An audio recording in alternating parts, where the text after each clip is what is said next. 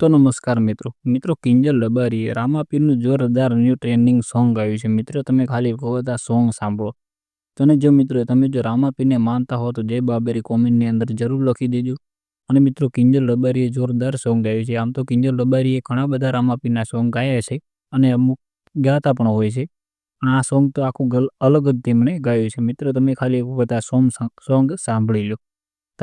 પછી તમને કેવું લાગે છે તે તમે જરૂર કોમેન્ટ કરજો. અને જો તમે આપણી ચેનલમાં નવા આવ્યા હો તો ચેનલને સબસ્ક્રાઈબ કરી દેજો અને વિડીયોને લાઇક કરી દેજો.